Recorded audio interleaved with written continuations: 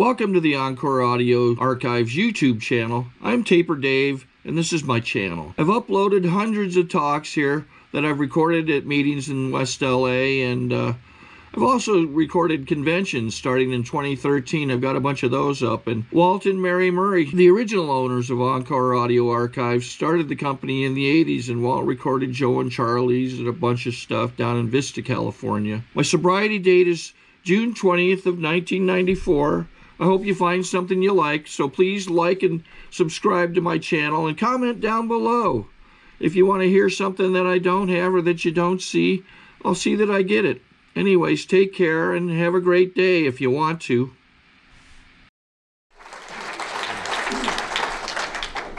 Phil, my friend, gave me a couple of minutes to say a couple of things about my early sobriety. And I think the three most important things was how I got here. At the risk of having my friends hear this for the 50th time, I found myself having a casual social Boilermaker at one of those 6 a.m. bars up in Alameda, California. It happened to be 7:10 a.m. and the bar had cleared out a little bit and my drink was empty. And the bartender doubled as a swamper, and he was in the back, and I was about ready to call his name when, without any of my volition, any of my wishing or thinking, I looked at myself in the back bar mirror and said, "My God, what have I done with my life? I'm 43, have nothing, no family, no career, no nothing." And I happened to be sleeping in a car, which would have been all right if it had been mine. But I had borrowed it a year earlier back in New Jersey, and here I was in California. Anyway, I want to tell you, I turned upward and said, "God, please help me." And I said, "I think I'll call that A&A." And there was a telephone right in the bar. I went to it and called them, and they patched me through to a guy on his way to work, and who said he didn't have the chance to be with me. He said, but he did tell me about a club that was not far away, about a dozen blocks away, and where if I went up there, I was able to be able to see sobriety. Well, I want to tell you what happened at that moment. I've never had another desire for a drink in my life, and that's been 38 and a half years now. You know what I just said. This is a gift, You don't get clapped for me for gifts, for Christ's sake. I'm the recipient, Then a few months later, I happened to be in one of those down in Southern California in Pacific Beach, in one of those rundown clubs, Alano clubs, and everybody was saying a few things, and one guy said to me, "Joe, just wait till you fall off that pink cloud." And I don't know what I said to him, but here 38 and a half years later, I'm on a higher cloud than I ever was,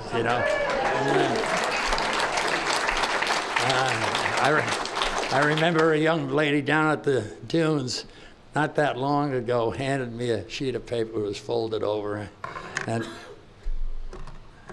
she was very good looking, anyway. But I'm also very old.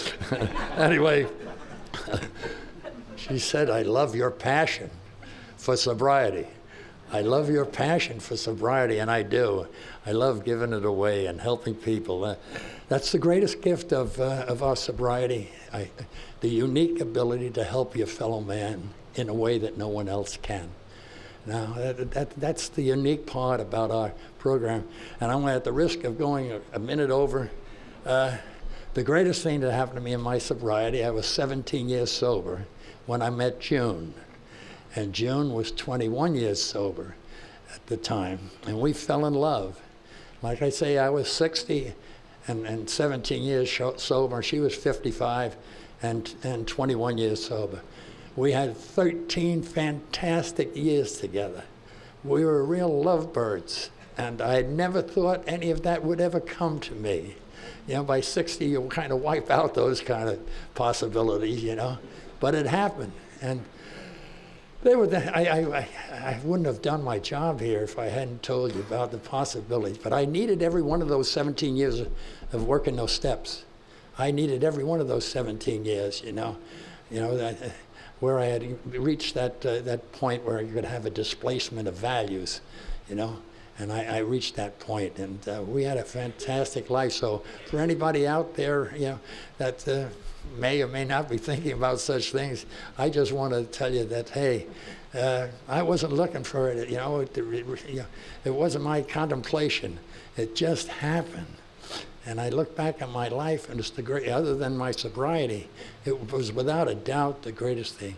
I have known happiness as few have, and thank you very much.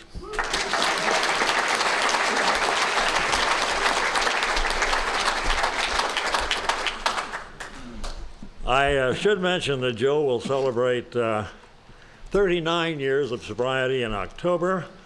I know that because it's on his license plate.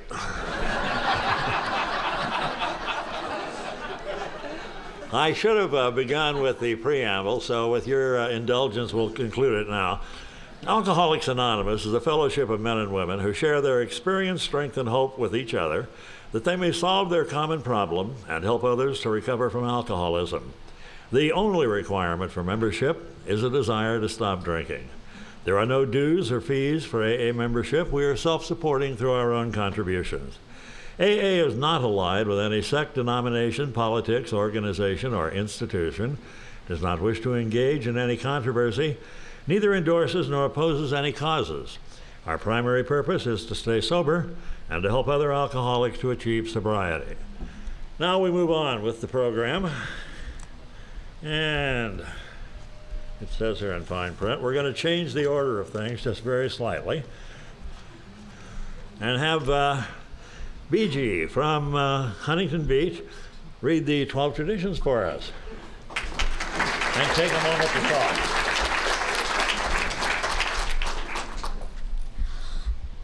Hi, my name's BG and I'm a grateful alcoholic. Hi, BG. The 12 traditions. 1, our common welfare should come first. Personal recovery depends on AA unity. 2, for our group purpose, there is but one ultimate authority, a loving God, as he may express himself in our group conscience. Our leaders are but trusted servants. They do not govern. The only requirement for AA membership is a desire to stop drinking. Each group should be autonomous except in matters affecting other groups or AA as a whole. Each group has but one primary purpose: to carry its message to the alcoholic who still suffers. An AA group ought never endorse, finance, or lend the AA name to any related facility or outside enterprise, lest problems of money, property, and prestige divert us from our primary purpose. Every AA group should be fully self-supporting, declining outside contributions. Alcoholics Anonymous should remain forever non-professional, but our service centers may employ special workers. AA as such ought never be organized, but we may create service boards or committees directly responsible to those they serve. Alcoholics Anonymous has no opinion on outside issues, hence the AA name ought never be drawn into public controversy. Our public relations policy is based on attraction rather than promotion. We need always maintain personal anonymity at the level of press, radio, and films. Anonymity is the spiritual foundation of all our traditions, ever reminding us to place principles before personalities. And now I get to share a little bit about what it was like and how I came into AA. I called central office in 1971 and talked to the lady, and she said she'd have somebody call me back because I thought I had a little problem with my drinking. And so in a little while later, about 10 or 15 minutes later, this woman called back, and she said her name was Betty G. And I laughed because that was my name. Coincident. Anyway, she invited me to the Wednesday the Wednesday potluck luncheon meeting at 9416 in Temple City. And I knew where it was because there was this place, when I used to take my husband's shirts to the Chinese laundry, I'd notice a sign in the window, AA. And then I'd come back to pick them up maybe a week later and the sign would be gone. Come to find out, there was a big fight going on between one guy's anonymity and the other guy didn't care. And so they finally physically fought over the sign. It broke in half, and that ended that problem. Anyway, I was 41 years old, and I invited my mother to go with me, naturally, you know. And so we went to the meeting and had lunch, and I remember hearing people share, and this lady that I had talked to on the phone, little Betty, she shared about walking downtown one day, and she'd been drinking, and she thought she'd broken her foot, but she found out she had a high-heeled shoe on and a flat shoe. And I remember laughing, you know, really belly laughing, and I realized, you know, just like they were talking last night at the speaker, that the music of AA is in the laughter. You know, it's just wonderful. Tell them about the tooth. 9416 was a place on Temple City Boulevard. That was his address, so that was his name, right?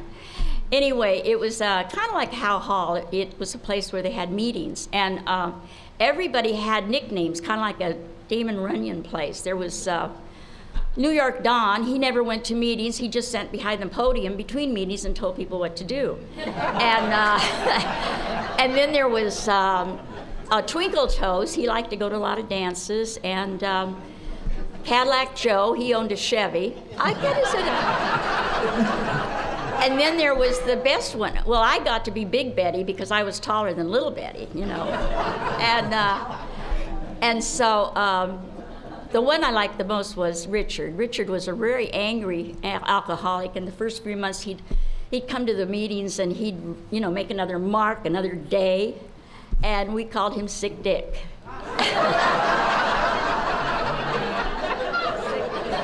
Anyway, you know, I came into that program, and I found the people, and one of the things I remember those first meetings is when we finished the meeting and people would say the Lord's Prayer, you know, and groups of people would be around talking and hugging each other, and I wanted to be part of those little groups, and I did that, and I kept going to meetings, and I finally. We moved down to Huntington Beach, and my husband was still drinking, and he was to drink for another 5 years. Actually, Sick Dick 12-stepped my husband. But my husband passed out, and I got the message that night. But anyway, my husband drank for another 5 years, and during that time, I hung out with June, and went to meetings, and went to Al-Anon. And I slowly but surely, I got better in that way, and I knew that I would be okay whether we were together or not. And when I started changing, he didn't know the dances. He didn't know the steps to that dance anymore, that alcoholic dance. And he started changing, and one day he asked for help. Now, I knew where to go, you know, if he ever asked for help, so we took him down to Laguna, and we've been married 55 years, and he's been sober 27 years, and I've been sober 29 years, and I'm so grateful. Thank you for letting me share.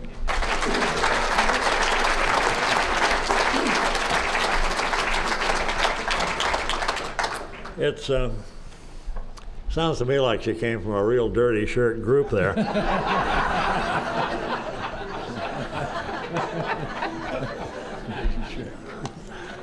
To read the portion from chapter 5 that we always read in these meetings, an old friend of mine, Pat M. from says Santa Ana. Did you move to Santa Ana? Yeah, I did. Oh, okay.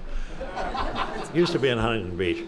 Pat M. is going to read that for us, and I've asked Pat to talk for about 20 minutes. One of the things I've always admired about Pat, we've known each other for almost 30 years, I guess, is that he's very serious about Alcoholics Anonymous, but he's never been serious about himself. So, Pat M.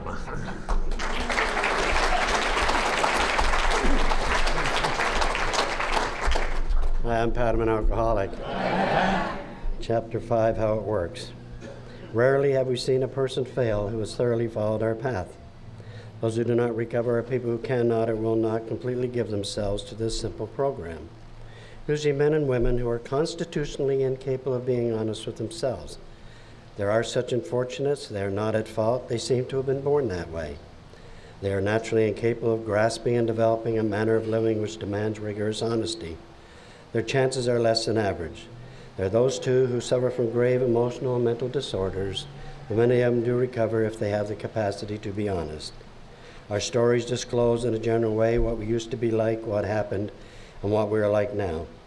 If you have decided you want what we have and are willing to go to any length to get it, then you are ready to take certain steps. At some of these we balked. We thought we could find an easier, softer way, but we could not. With all the earnestness at our command, we beg of you to be fearless and thorough from the very start. Some of us have tried to hold on to our old ideas, and the result was nil until we let go absolutely. Remember that we deal with alcohol, cunning, baffling, and powerful. Without help, it is too much for us. But there is one who is all power, and that one is God. May you find him now. Half measures availed us nothing. We stood at the turning point. We ask his protection and care with complete abandon. Here are the steps we took, which are suggested as a program of recovery. 1, we admitted we were powerless over alcohol, that our lives had become unmanageable. 2, we came to believe that a power greater than ourselves could restore us to sanity. 3, made a decision to turn our will and our lives over to the care of God as we understood him. 4, made a searching and fearless moral inventory of ourselves. 5, admitted to God, to ourselves, to another human being, the exact nature of our wrongs. 6, we're entirely ready to have God remove all these defects of character. 7, humbly asked him to remove our shortcomings. 8, made a list of all persons we had harmed and became willing to make amends to them all. 9, made direct amends to such people whenever possible, except when to do so would injure them or others. 10, continued to take personal inventory, and when we were wrong, promptly admitted it. 11, sought through prayer and meditation to improve our conscious contact with God as we understood him, praying only for knowledge of his will for us and the power to carry that out. 12, having had a spiritual awakening as a result of these steps, we try to carry this message to alcoholics and to practice these principles in all our affairs. Many of us exclaimed, "What an order, I can't go through with it." Do not be discouraged. No one among us has been able to maintain anything like perfect adherence to these principles. We're not saints. The point is, we're willing to grow along spiritual lines. The principles we have set down as guides to progress, we claim spiritual progress rather than spiritual perfection. Our description of the alcoholic, the chapter to the agnostic, and our personal adventures before and after make clear 3 pertinent ideas. A, that we're alcoholic and could not manage our own lives. B, that probably no human power could ever lead to our alcoholism. C, that God could and would if he were solved.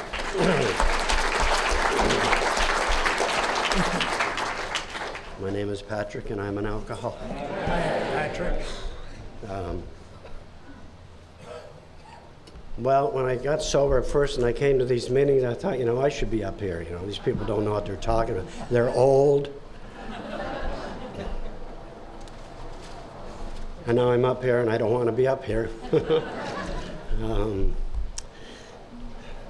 When you got 30 plus years of sobriety, you also got 30 plus years of your body gets 30 years older, and your brain and your emotions get 30 years older. And it's like, I don't want to do this. When I was in my first year of sobriety, I went down to Laguna Beach, and Chuck C was talking, and I thought, shit, I can give a better talk than that.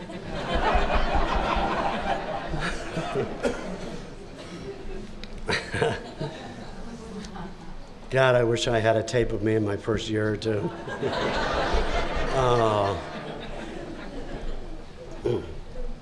I lived in a shack in Costa Mesa. It cost $750 a week. That's 2 weeks behind in my rent.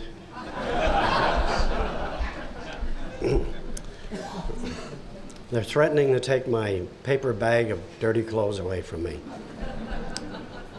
And I was 31 years old, and it was the 1st of March, 1971. And I was at just the very, very last of my drinking, and I just couldn't go any further. Emotionally and mentally, I had just left you a long time ago, but physically, my body was giving out really bad. I hadn't eaten for at least 2 weeks. I hadn't had my clothes changed for a couple of months. And the only thing I drank was beer, so I was kind of dehydrated. And I've been sitting on a bar stool in Dick's Horseshoe in Costa Mesa.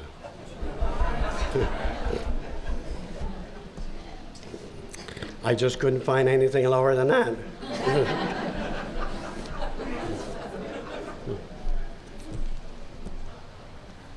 About a week before that, I had been sitting there, and I've been thinking about my past. I don't know why we sit in the bar thinking about our past. Probably because we have no future.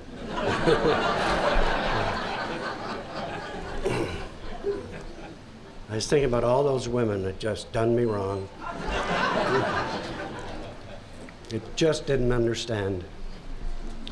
And all those bosses that fired me. And all the officers in the military that didn't understand. And I hated them all. Boy, did I hate them. You know, it just comes from the pain inside you. And it doesn't, we don't know how to describe pain, and we don't know how to say, I really hurt, can you help me? Instead of saying that, we want to lash out and hit somebody, because we just don't know how to ask for it.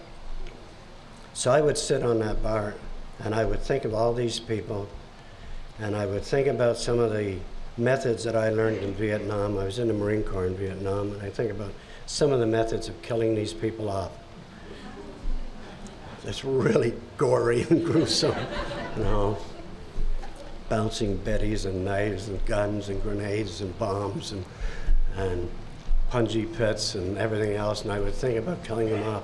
And then I'd pass out. Then I'd come to, and I'd still be alive, and I'd have to start all over again. Gee.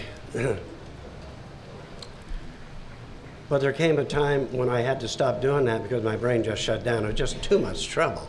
There's an awful lot of energy. And I would just don't think about anybody. I would just drink. And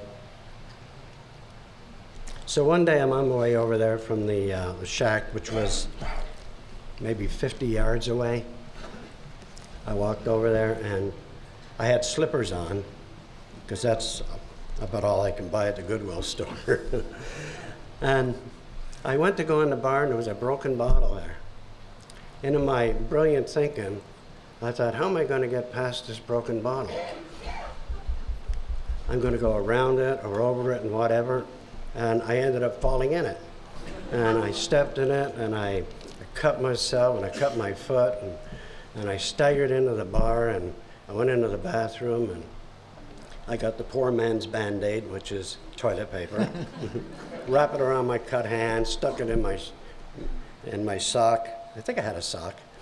And that was my day.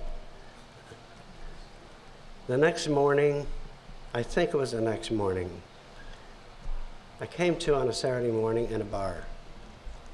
And suddenly I'm wide awake. I'm absolutely, totally aware of my surrounding and everybody is there. And I'm wondering, what has happened to me? Just like Joe was saying. I thought, how could I get here? From 15 years old to 31, drinking and running across the world.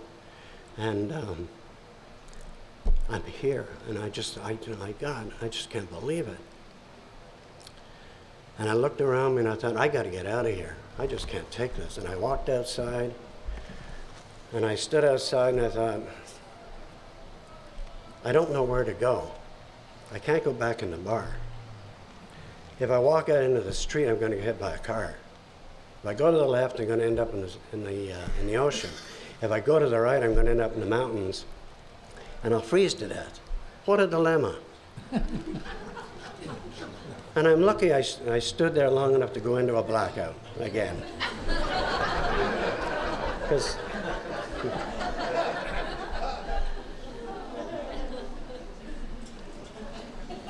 it's a very safe place to be, you know. And I don't ever remember being in any blackouts.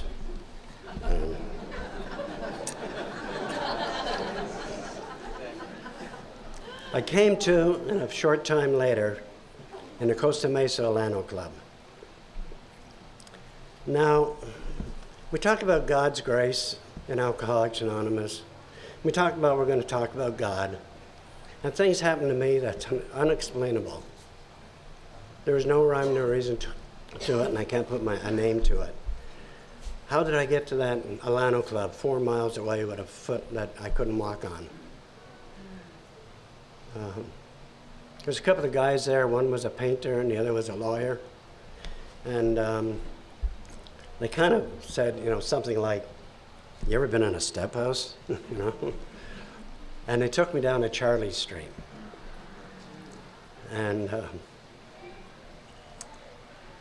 they took my clothes off and just kind of threw them in the trash, and they held me under the shower and they washed me. And then when they finished washing me, they put new clothes on me that the people in Alcoholics Anonymous had donated. And that was my introduction to Alcoholics Anonymous. And then they gave me a nice corner to flop around in for about 3 days. Now, having not eaten for a long time, it took several days before I can get a little piece of toast down. It's amazing how fast the body repairs itself. Because about 6 days later, I was complaining because the chili wasn't hot enough.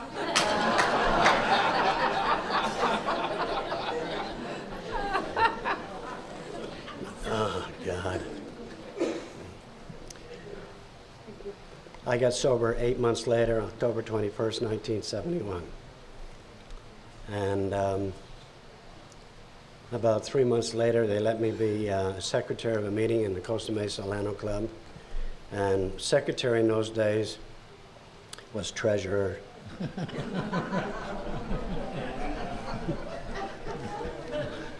And I would say, we put quarters in those days. I said, "Get your quarters in the basket. I have to eat this week." They would put their quarters in, and I would eat that week. And one day I had a windfall.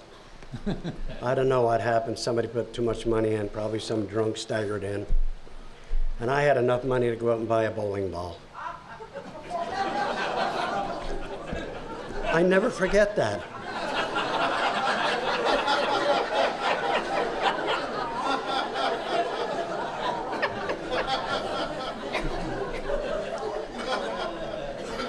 A bowling ball. I still remember it, just a bowling ball. I had to go back to that group and make amends. Years later, when I did my 8th and 9th step, my sponsor said, "You're not to go to the meeting and make amends. Your ego is too big. Just send some money to central office, anonymously," which I did. God, I wanted to go and tell them all about it. About 6 months later, a year later, they started the Fountain Valley speaker meeting. I was 6 months sober at that time, and I wanted to be coffee maker, and they said, "No, you're too sick to be coffee maker." So they wouldn't let me be coffee maker. And by the way, my Friday night meeting, which Phil used to go to, they wouldn't let me speak there. I wasn't allowed to lead the meeting for a year. But I got back at him because on my first AA birthday in Alcoholics Anonymous, it was a speaker meeting. We used to have somebody come from out of town to speak once a month. There was no other speakers in the area on the weekend. And I got up there and they said, "This is your night." And I talked for 45 minutes. I think one guy locked his jaw so bad he cracked a tooth. And there were red faces, and I was wondering, what's the matter with them people? The speaker was kind enough to thank me, and he said, "You know, you should come to Burbank and I can reciprocate sometime."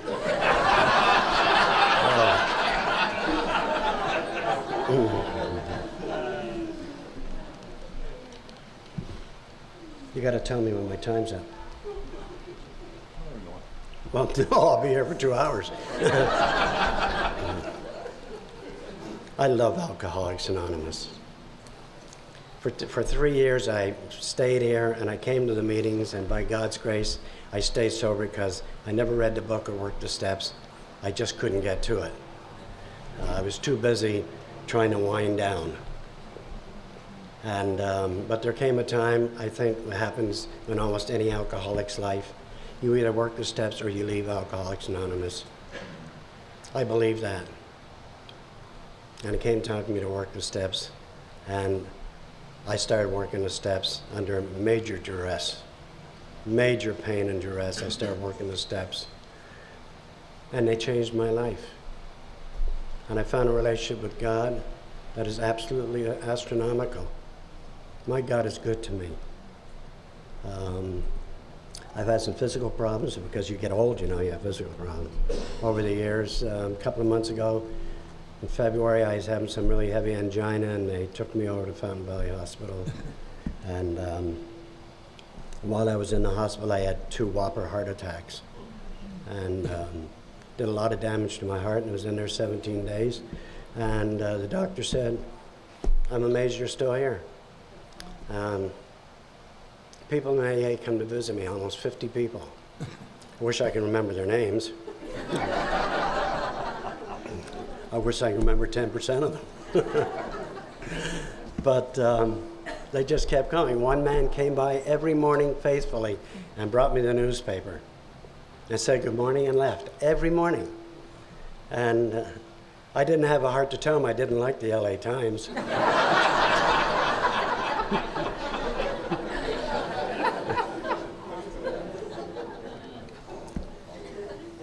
I was in a meeting when I was about, just want to tell you one other thing. I was in a meeting, I was about 7, 8 years sober.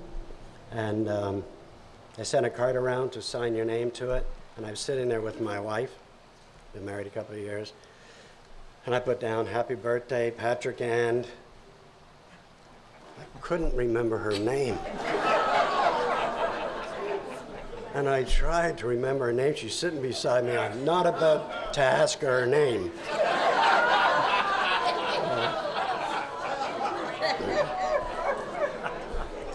So I went out to the car because I'm smart, and I was going to check her registration. She had the keys to the car. So I'm walking up and down in this parking lot all over the place, going through the alphabet. And then a name came to me. An old girlfriend was her middle name. See, he got so good, he just triggered things for me. But I go inside and I finish doing it, and you know, we'd screw up a free lunch. I had to get up the podium and tell everybody about it. I didn't get any that night.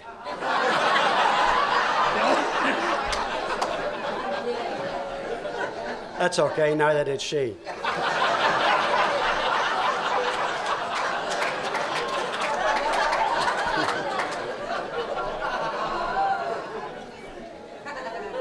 Thank you for my sobriety.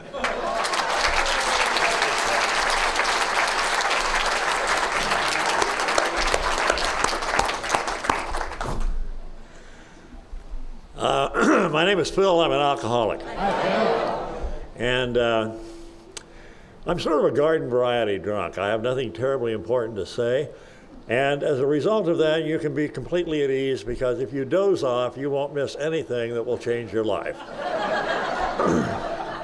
My sponsor once told me you'll be very popular as an AA speaker because you are too dumb to be controversial and too lazy to run overtime.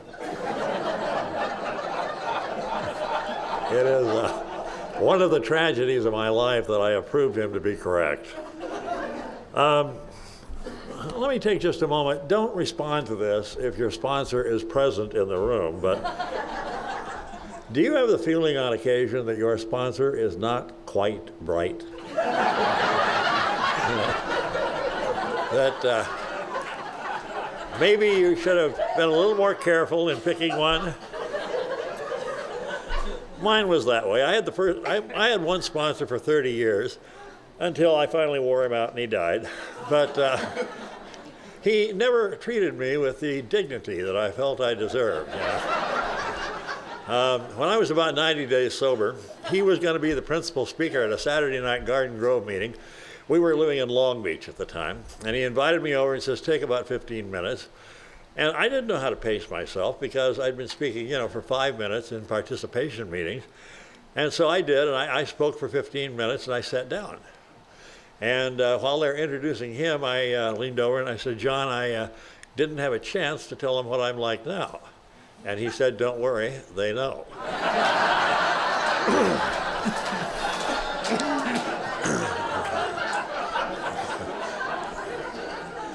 I came to you when I was 28 years old.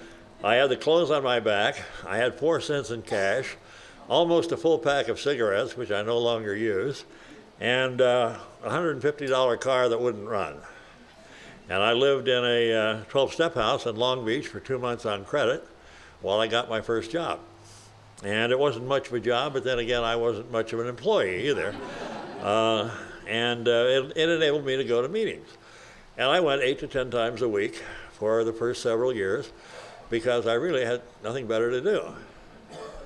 Now that I'm retired, I go to 7 to 10 meetings a week, just the same, and I still have nothing better to do.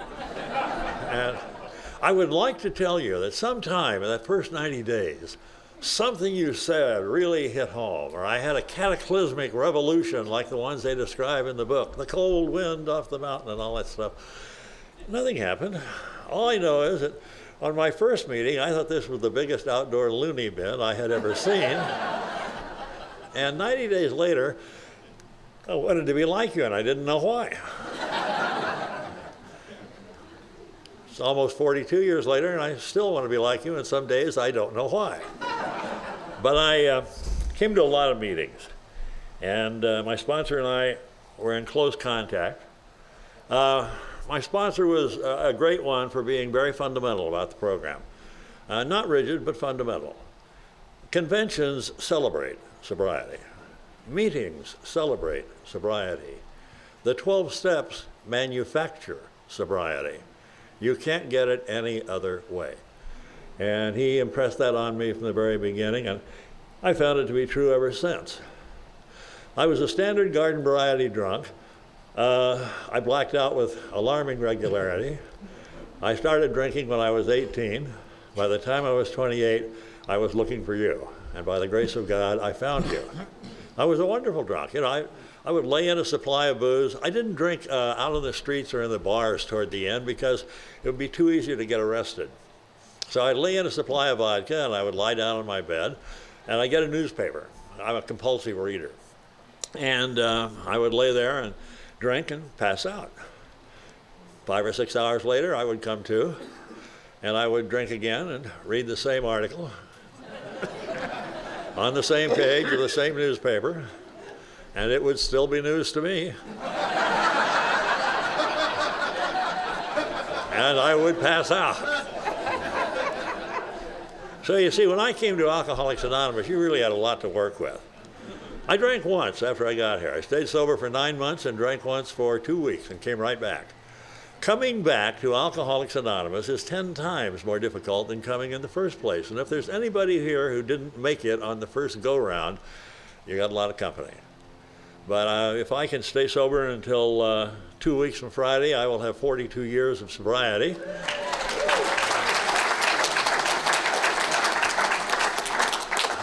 Don't clap, I'm not done yet. And I'm cautiously optimistic if there be anybody else in here who had to be a slipper before they got this thing, that between us we ought to be able to stay sober one day at a time.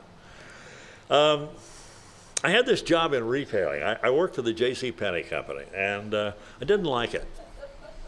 And after about the first year, a friend of mine told me that she worked for a company out in Orange County that was hiring almost anybody who came in off the street. And I didn't realize what a slam that was until I thought about it. But I figured, well, you know, this is an opportunity. Now, I cannot evaluate the changes in my own life realistically. I never could. Everything, virtually every good thing that has happened to me in the last 42 years has been directly or indirectly because of God working through Alcoholics Anonymous. And yet it always looks to me like an earthquake. Here I am faced with a possible better job. A normal person would think, well, hey, this is great. I'll go out and try. Not me. I had to think about the negative aspects. What happens if I go out there and I get the new job, but I don't survive the probationary period? I'll starve to death. Should I stay with the old job that I hate but I can do? Well, when the pain of inactivity became too great, I went out and I applied for the new job, and I got it, and it was with a large multinational corporation, and turned out to be one of the better things I did. I mean, I had already been in the Navy, so I knew how to look busy without doing anything.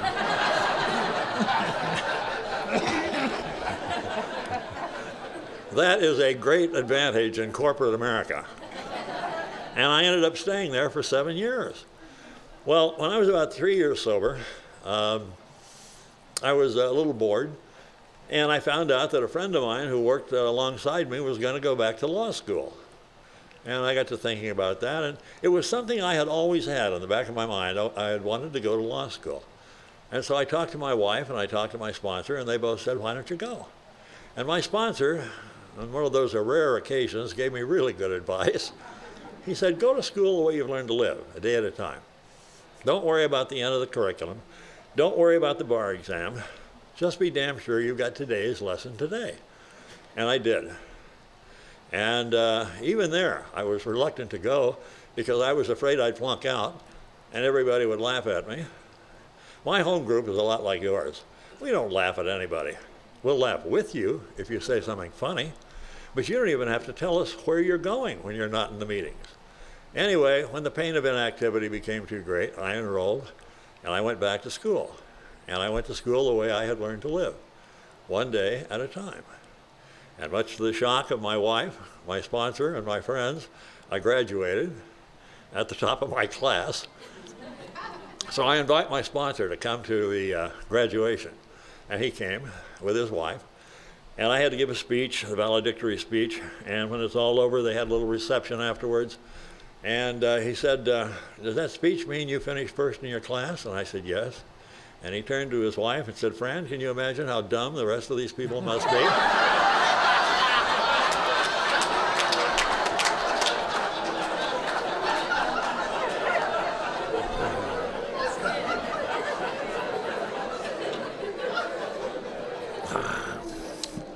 So I was faced with a bar exam. A normal human being would probably be tickled to death. I mean, you're eligible to take the bar, not me. I thought it was a no-win situation. If I flunked, pardon me, everybody would think I wasted my time in school. If I passed, I would go out there and starve to death. Well, as luck would have it, when the pain of inactivity became too great, I went up to Glendale and took the bar exam, and I passed. And in those days, there were only about 40% of the number of lawyers there are now, and nobody was starving in that profession, and life got very good for me. And my finances took a giant leap forward. You know, something funny I found even there. If there is any significant change in my activities or my lifestyle, I get depressed or anxious, no matter whether it's great or terrible.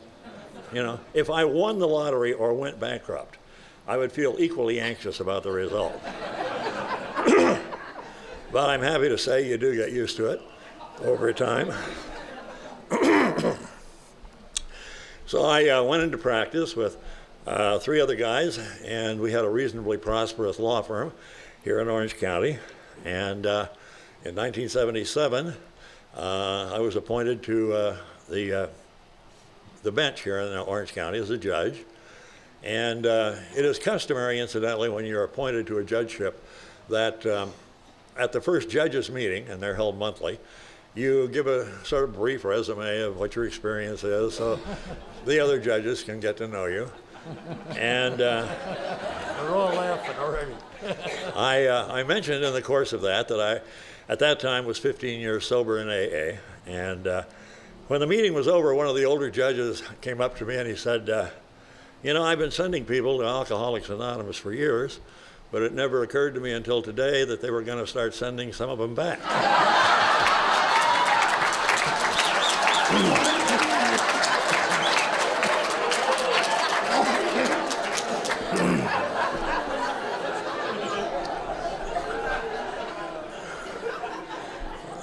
If you are looking for a career change,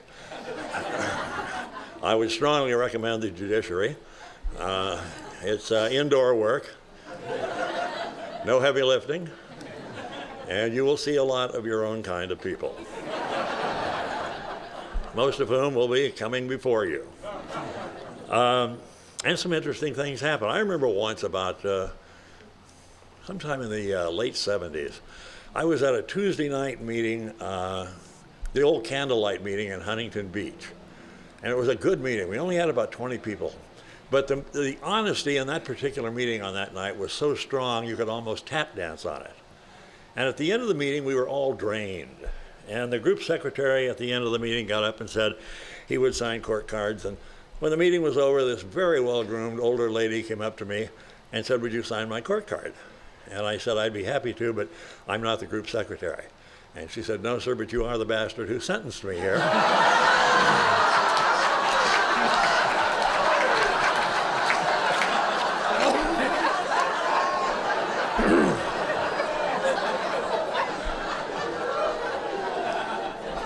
And she said, "I want you to remember me when I come back."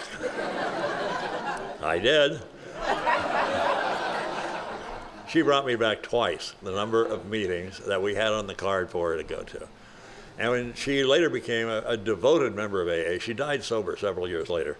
And we became good friends. And after we became friendly, I said, "Why did you bring me back all those extra meetings?" And she said, "Because I hated you." She said, I liked AA from the beginning. I liked the people. I liked what they said. I liked the various things that we got into. And the more I liked the meetings, the more I resented the fact that somebody was ordering me to be there. So she said, I talked to my sponsor. And my sponsor said, "Show him that he can't do this to you." And that's how she did it. Incidentally, when I was 3 years sober, at about the same time I went back to law school, a friend of mine was working for the same company that I was and was doing the public address announcing for the Angels and the Dodgers. It's a part-time job in the evening. And he was getting married. And his wife was not thrilled about him doing 162 games a year. And so he was looking for somebody to fill in. Luckily, I was one of those that he recommended, and so 3 of us went up to audition, and I was absolutely sure they would never hire me the minute they knew I was, in AA. Well, as luck would have it, they offered me the job. And I have always felt good about the Anaheim Angels because they were the first employer I ever told that I belonged to Alcoholics Anonymous. And their reaction was, I think, fairly typical. It was, "So what?" One guy in the front office later did ask me, does this mean you won't show up very often?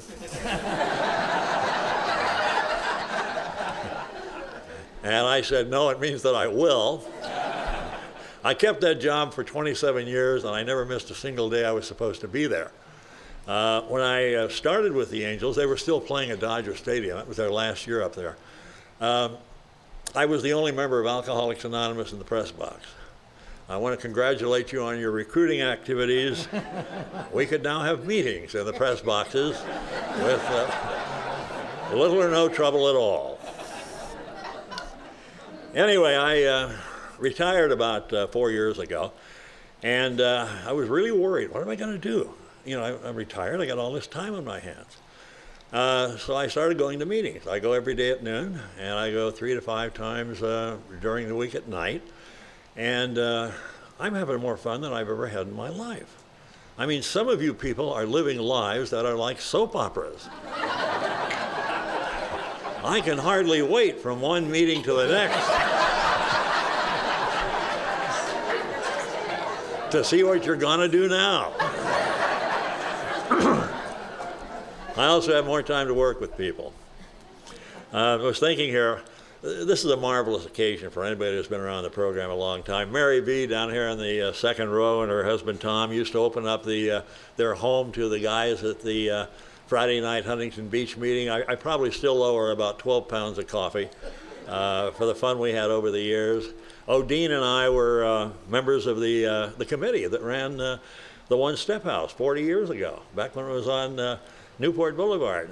And I don't know, we didn't do very well, but we managed to get the groceries to them. I mean, we managed to get along. And there are so many nice things that happen to you, I'd like to take a moment to talk about a few of the things that I have come to believe about this program, and I pass them along for whatever value they may have, bearing in mind that opinions are just that and nothing more. But I am convinced that if you come in here and you begin to work these 12 deceptively simple steps, one day at a time, you will come into power or come into contact with a power that is infinitely greater than anything you have ever encountered in your life. I first noticed it with my drinking problem. I come in here, I start trying to work this program, even haltingly, and suddenly it is no longer necessary for me to drink. I would have stopped right there. I would have been happy to use you for a diet, but you wouldn't allow it. You kept telling me that I had to practice these principles not simply with my drinking problem, but in all of my affairs. And so the same source of power that has enabled me to live comfortably without alcohol or drugs for almost 42 years is available in every area of your life and mine where we apply these principles. Literally, there is no place you can't go. You can become any kind of person you want to become. You can do anything you want to do.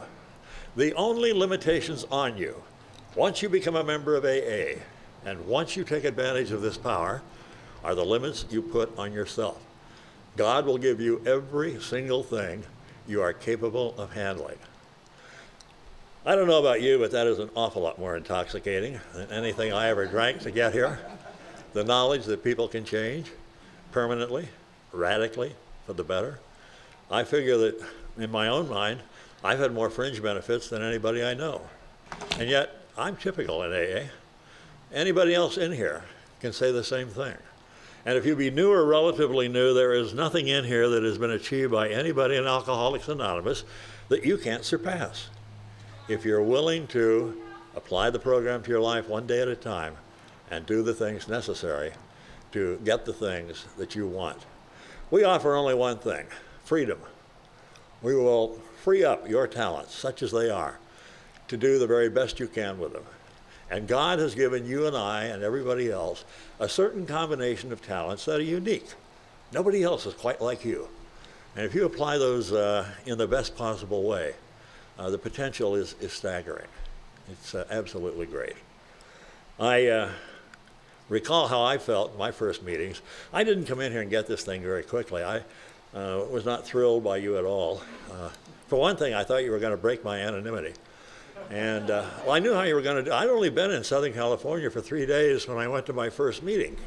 The only person in California who knew me sent me to the meeting. But I thought that after I'd gone to a meeting, that I would be in a room full of people who looked like alcoholics. And incidentally, I've been taking a survey in the 42 years I've been here, looking for people in AA meetings who look like alcoholics. And I found fewer than 10. And they're all members of Al-Anon.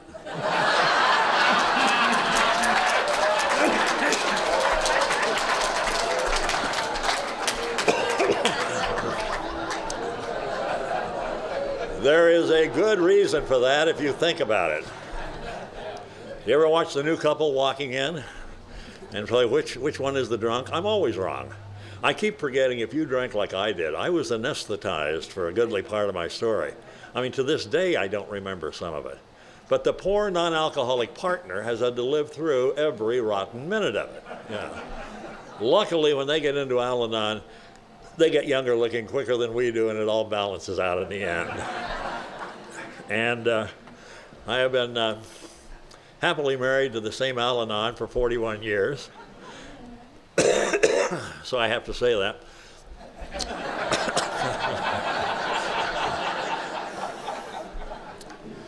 I can recall how really I was not at all thrilled about being here. I went to a meeting, the old East Bay group in Long Beach one night, and there was a guy from Pasadena came down. And he had a letter that he had apparently gotten from somewhere, one of these advice to the lovelorn columns. And he read it to us, and I liked it so much that I got a copy of it because it told exactly how I felt. It said, Dear Abigail Van Buren, I have a brother who is on death row for murder, another brother who is doing life for rape, and a third brother who belongs to Alcoholics Anonymous. My mother makes bathtub gin, and my father peddles dope to high school kids. Recently, I met a girl who has just been released from a state penitentiary after serving time for smothering her illegitimate child, and I want to marry her. My question is, should I tell her about my brother who's on AA?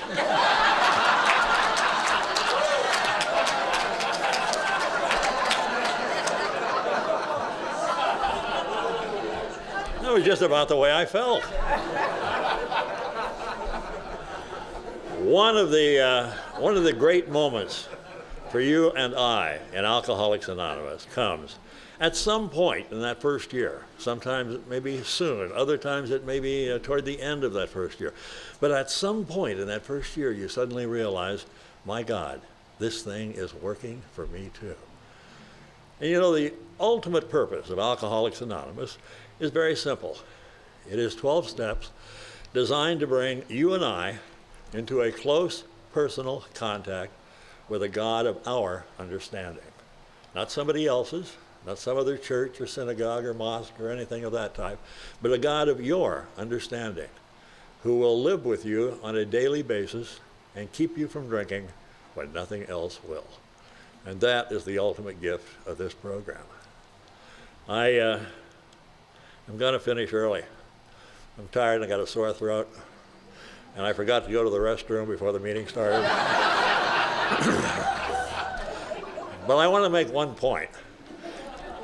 If the richest man in the world had a drinking problem today, and if he used all of the power and all of the resources at his command to find the world's best, most effective, most successful way of dealing with that problem, he would be sitting in the chair next to yours. And we would charge him the same thing we charge you. We give it away on condition he pass it along to the next drunk in line. Thank you.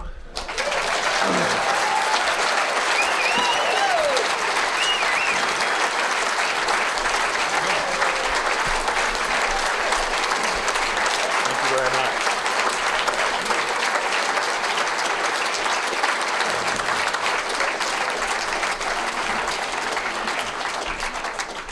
We will be closing this meeting with the promises, and I've asked Kathy H. from Huntington Beach to take a moment or two here and to give us some of her recollections of the earlier days.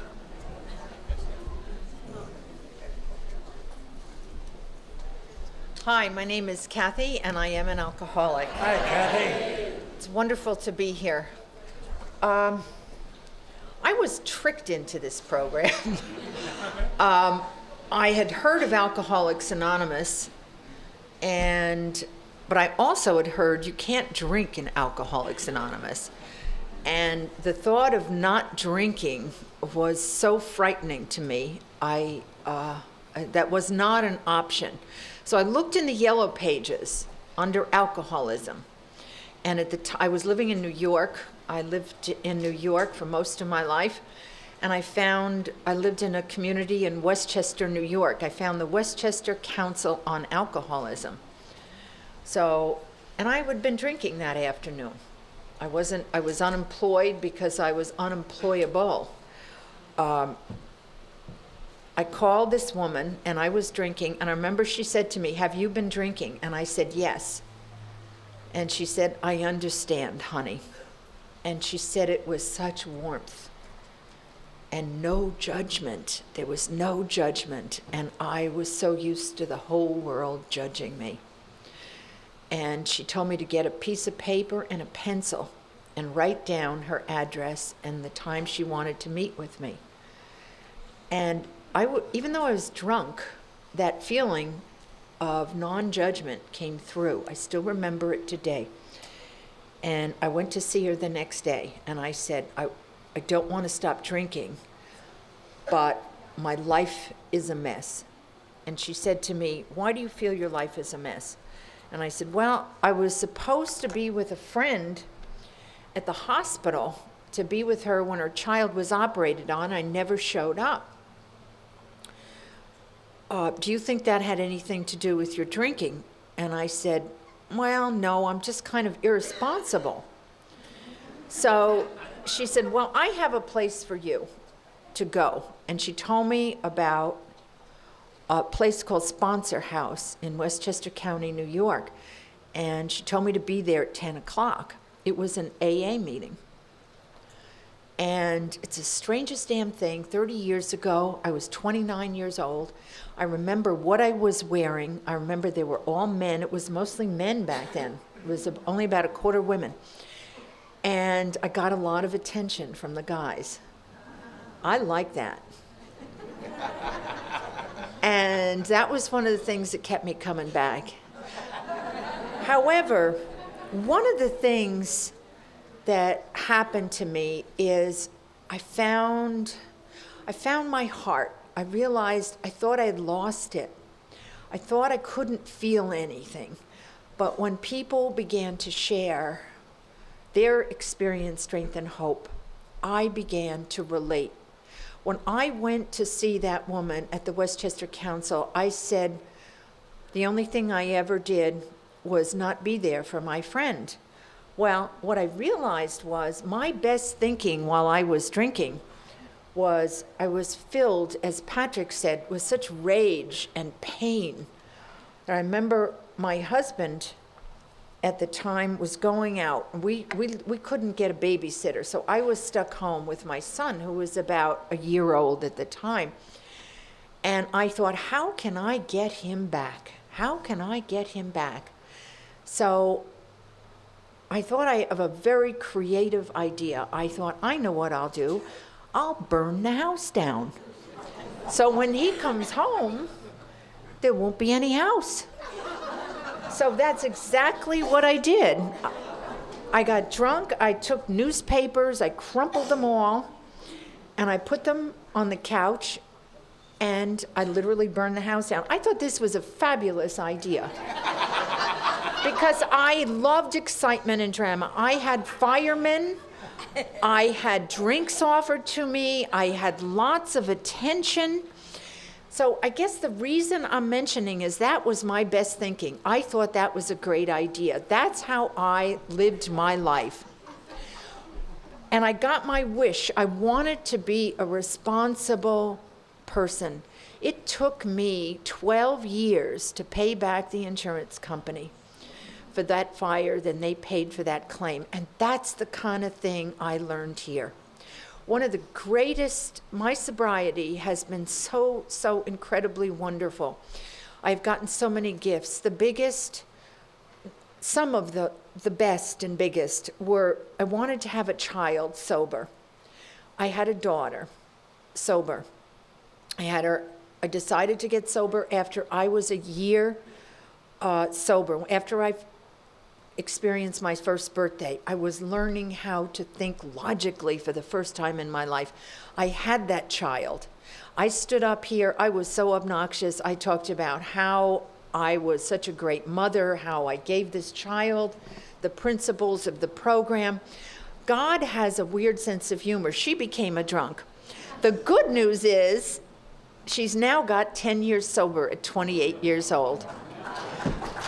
So that gift and the gift of her sobriety, and like Joe, I found my love at 60 years old, and I just got married about 6 months ago, and I have never been happier in my life.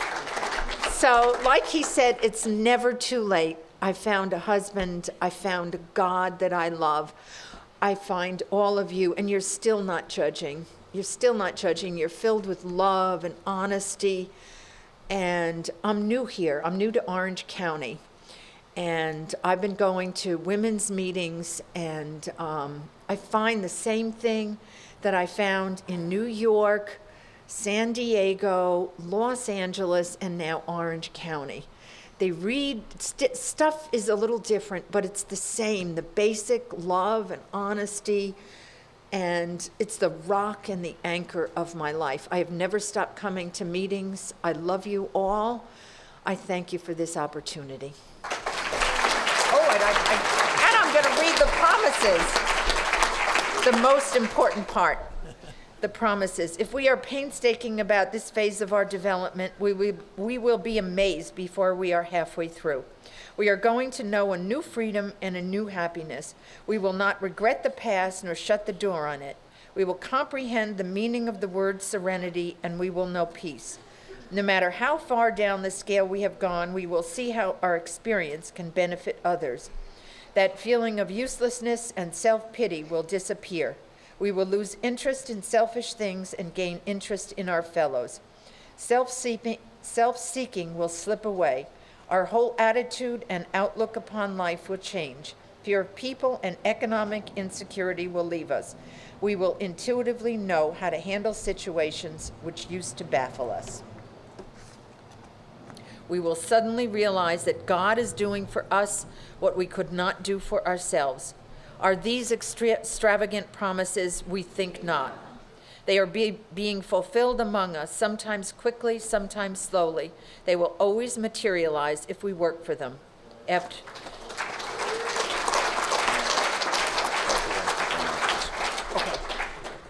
think we got a great talk going on here. Thanks for watching the channel. Taper Dave here. Just curious, do you think this is better than Zoom? Okay, this is how I prepare my drone for launching. I like to do it inside the cab of my truck so I'm not standing outside in the weather. To install the joysticks for control, up and down, right and left, powered on. I have an Android phone that I use to connect it to the drone with. And it's actually controlled through the iPhone, through an app. Oops, wrong way. It's actually controlled through the iPhone, or through this Android phone, through the app. It's actually controlled through the Android phone, through an app, and you connect it through this short connection right here.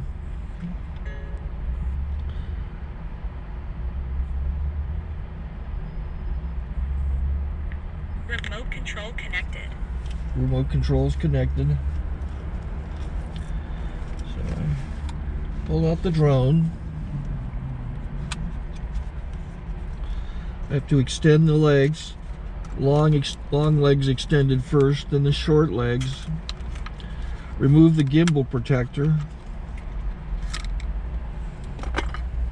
Set that aside, then power it on one short burst, then one long burst. I lay it down. So I have to go to calibrate. So the drone's not connected yet. It shows you here as this drone gets disconnected, even though the remote's powered on. So the drone has to establish it's connected.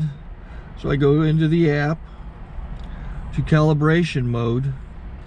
First I'll calibrate the remote controller. Start calibration.